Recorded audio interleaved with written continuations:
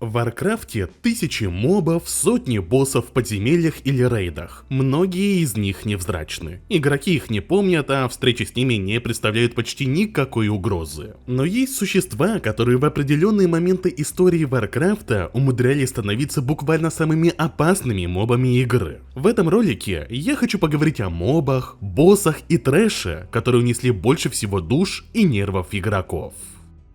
Старый сайт Варкрафта был интересным местом. Среди прочего, там публиковалась самая разная статистика, включая данные о мобах, которые убили больше всего игроков. Сейчас этот раздел недоступен, и все данные, которые мы имеем, это редкие перепечатки, упоминания на форумах, скриншоты, сделанные в разные периоды времени. Давайте сразу оговоримся. Скорее всего, вы и без меня много раз слышали, что члены Братства Справедливости, Хогер, боссы из Альтеракской долины были мобами, которые в ваниле убивали больше всего игроков. Поэтому мы их пропустим и поговорим о не менее очевидных, но весьма смертоносных мобах других временных периодов. Перенесемся в начало дополнения Burning Crusade. Игрокам вот-вот должно было открыться запределье и огромный ряд противников. Одним из самых смертоносных мобов на короткий промежуток времени стал Лорд Круул, огромный демон, который терроризировал столицы. Он был частью припатча, который являлся завязкой к новому дополнению. Столицы были объяты огнем, а тысячи игроков стали его жертвами во время его масштабных нападений. Но если с опасным ивентовым NPC, который и должен был вызывать хаос по всему Азероту, все и так ясно, то довольно неочевидным лидером рейтингов, согласно старым упоминаниям, на время стал питомец чернокнижников – Страж Скверны. Все потому, что этот питомец был очень сильным, когда он появился незадолго до Burning Crusade. Да, тут стоит учесть, что питомцы игроков тоже попадали в статистику мобов. Стражи Скверны были грозными миликами, а если чернокнижник хорошенько набафал и усилил своего Стража Скверны, то тот мог справляться с другими игроками даже при минимальном участии. Есть редкие кадры, когда усиленный питомец чернокнижника убивал врагов, пока игрок практически ничего не делал. Да, конечно, против скилловых игроков сражения были не такими простыми. Да и тот период времени был переходным между ванилой и Burning Crusade, так что проблемы с балансом были вещью ожидаемой. Также, я думаю, свою роль сыграло то, что игроки с гораздо большей охотой испытывали нового питомца, когда он появился, чем призывали старых. В любом случае, разработчики тоже приметили большой урон Стражей Скверны, и в патче 2.0.3 они решили их понерфить и уменьшить наносимый ими урон. Перенесемся в весну 2007 года. Burning Crusade уже идет полным ходом. Темный портал давным-давно открыт, а кто-то уже осваивает подземелья и рейды. К нашему счастью, сохранились небольшие записи лидеров рейтинга главных убийц из Варкрафта. И первое место занимали демоны бездны, которые за доступный период времени смогли убить свыше 103 тысяч персонажей игроков. Последующие 3 места занимали существа из одного и того же подземелья – Каражана, которое стало первым значимым испытанием для людей. Благочестивая дева являлась одним из боссов, на котором довольно существенную роль играло позиционирование группы. У босса есть несколько неприятных особенностей, из-за которых нужно, чтобы группа рассредоточилась по комнате. Вблизи к боссу стоять нельзя, так как по игрокам в небольшом радиусе будет наноситься урон, а также нельзя будет использовать заклинания. Помимо прочего, есть еще одна неприятная способность – покаяние, которое наносит урон, а также, самое главное, оглушает рейд на 12 секунд. И за это время танк из-за большого урона может откинуться, так как хилить его будет просто некому. Чтобы выйти из оглушения во время этой способности, нужно получить урон. Есть разные способы это сделать. Например, танк может подвести босса из центра комнаты к хилу. Так как босс постоянно наносит урон по игрокам в небольшом радиусе от себя, это может пробудить хила, который дальше не даст умереть танку. Либо, например, паладины могут наложить благословение жертвенности, которое будет наносить небольшой урон по персонажу и опять же сможет пробудить игрока. Я предположу, что босс взобрался в рейтинг так высоко, так как группы испытывали проблемы с позиционированием и чаще вайпались в сравнении с другими начальными боссами Каражана. На счету благочестивой девы 68 тысяч душ. Дальше за ней шел босс Мороуз, который смог убить за доступный период уже 36 тысяч персонажей. Босс тоже имеет несколько неприятных механик и тоже является одним из первых серьезных противников, с которыми столкнется группа. Из неприятных приятного, у него имеются помощники, которые периодически меняются и будут вставлять палки в колеса рейдерам. Игрокам нужно их контролировать и заливать как можно быстрее. А сам Мороуз может исчезать и наносить кровоточение по возвращению или ослеплять рейдеров. За Мороузом в рейтинге опасных существ шел Трэш, который находился неподалеку. Фантомные гости сбивались группками и имели разные способности. Одни гости могли накидывать доты, другие исцелять, а третьи наносить неприятные физические атаки. Заливались они, как правило, кучами. Согласно имеющимся данным, они убили 35 тысяч персонажей, чуть меньше, чем сам Мороуз. Так что, видимо, они доставляли куда больше неприятностей рейдерам, чем могло бы показаться на первый взгляд. Информации о самых опасных существах гнева Короля Лича, к сожалению, немного. Но благо, один игрок, записывая ролик о аукционе в 2009 году, на пару мгновений показал данные с раздела опаснейших существ за несколько дней. И, наверное, первое, на что можно обратить внимание, это то, что восставший вурдалак почти во всех сохранившихся днях либо в топе, либо на первых строчках топа. Тут, наверное, та же самая история, что с Стражами Скверны в преддверии Burning Crusade. То есть, несмотря на то, что технически это питомцы игроков, статистика считается так, что это все те же существа. А поэтому, если Рыцарь Смерти кого-то бил, а врага добивал питомец вурдалак, это убийство шло в общую статистику опаснейших существ. А учитывая, что Рыцари Смерти на момент конца гнева Короля Лича являлись одними из популярнейших классов, думаю, это тоже частично объясняло то, почему вурдалаки настолько высоко в рейтинге.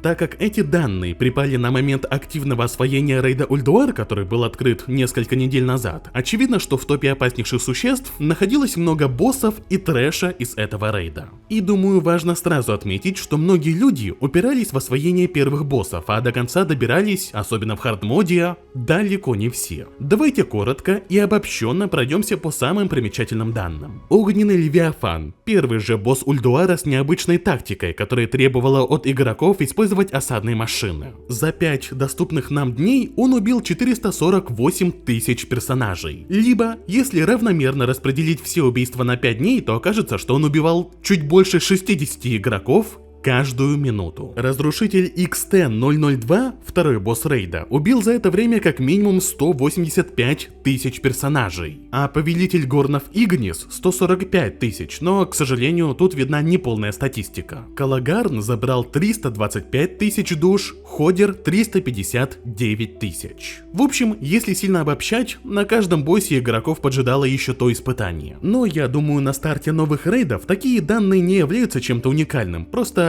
статистики за другие периоды у нас почти нет.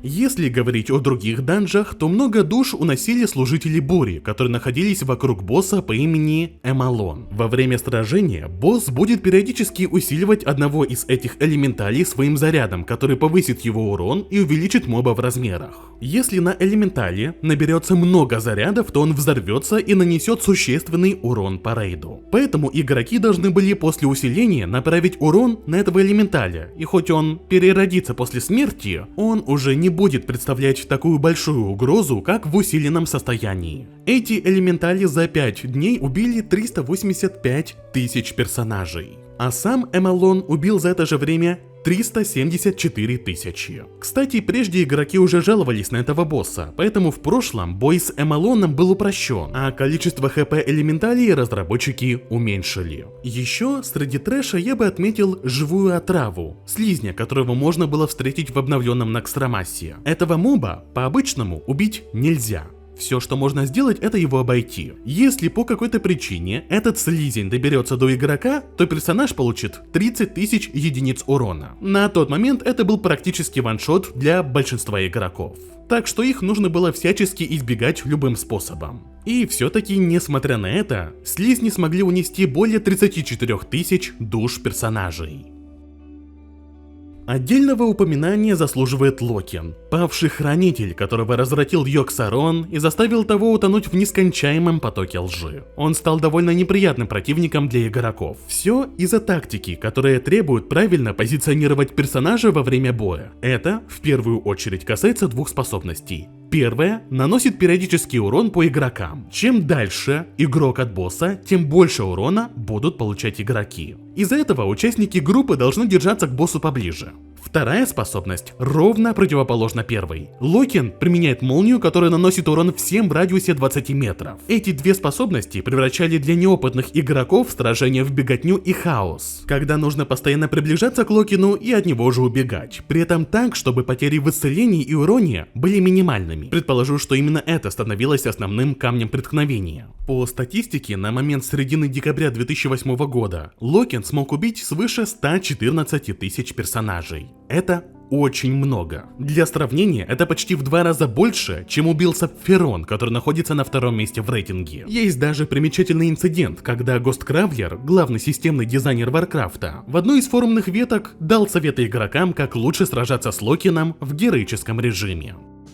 Еще почетное место в рейтинге смертоноснейших существ в определенный момент занимал Черный Рыцарь. Изначально игроки столкнулись с этим противником в первых патчах Гнева Короля Лича, когда на серебряном турнире объявился подозрительный участник. В заданиях говорилось, что любой всадник, которому предстояло с ним сразиться, встретит неизбежную кончину. Протагонисты проводили расследование и пытались узнать биографию этого рыцаря, который заявлял, что он родом из одной семьи восточных королевств. Но оказывалось, что его история вымысел, а он на самом деле член культа проклятых. Он должен был помешать защитникам Азерота готовиться к битве с королем Личом. В конце цепочки игроки убивали рыцаря верхом на коне. В патче 3.2 оказалось, что культ проклятых воскресил рыцаря, и теперь он стал боссом подземелья Испытания Чемпиона. Точных данных, сколько игроков он убил, нет, но согласно одному древнему комментарию на Вовхеде, в определенный момент он находился на первом месте по количеству убитых персонажей. Сражение с ним происходило в несколько фаз. После того, как игроки убивали рыцаря в первой фазе, он воскрешался и начинал призывать армию вурдалаков. И хоть сами по себе вурдалаки не обладали большим запасом хп,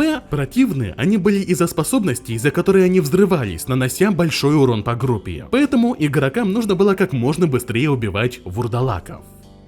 Теперь давайте перенесемся уже ближе к нашему времени и поговорим о противных мобах. Наверное, одним из самых бесячих мобов подземелий в свое время стала Тень Зула из подземелья Гробница Королей. Это, можно сказать, был целый мини-босс, с которым группа должна была справиться, чтобы пройти дальше. Несмотря на то, что моб не является боссом данжа, проблем он доставлял более чем достаточно, особенно в высоких мифических ключах. У него был неприятный, болезненный урон и много хп, а во время действия некоторых аффиксов, вроде укрепленного, который увеличивал здоровье трэша и урон на 20%, сражение с тенью могло превращаться в кошмар с кучей смертей и мучений участников группы. Вот тут игроки в 31-м ключе под этим аффиксом начали сражение с тенью, которое было, прямо сказать, уже отдельным испытанием. Моба пришлось долго бить, отводить подальше от места начала битвы, чтобы быстрее добегать к нему после смерти, а игроки несколько раз откинулись во время сражения с мобом. Были ли способы избежать встречи с тенью? Да, были. Например, охотники на демонов могли буквально запрыгнуть на колонну по текстуркам и перепрыгнуть через стену, которая ведет в следующую комнату. То же самое могли провернуть некоторые другие классы, но не так удобно. К сожалению или к счастью, этот способ скипа разработчики со временем понерфили. Похожие раздражающие мобы были в Оке Ашары, и именовались они чайками. Я когда-то про них уже рассказывал. Они не были, в отличие от тени, обязательными мобами. Более того, если команда сыгранная и аккуратная, то вступать в сражение с чайками вообще даже не приходилось. Чайки летают по подземелью в тех местах, где их случайно могут задеть игроки во время сражения с другими мобами или даже боссами. То есть, как правило, это происходит ненамеренно. Битва с ними отнимает время, а если, не дай бог, кто-то заагрит чайку во время битвы с боссом, то игроки в ненужный момент могут словить ослепление на 2 секунды, что вроде бы немного, но во время тяжелой битвы может иметь свои негативные последствия. И я уж не говорю про то, что эти мобы просто отнимали лишнее время.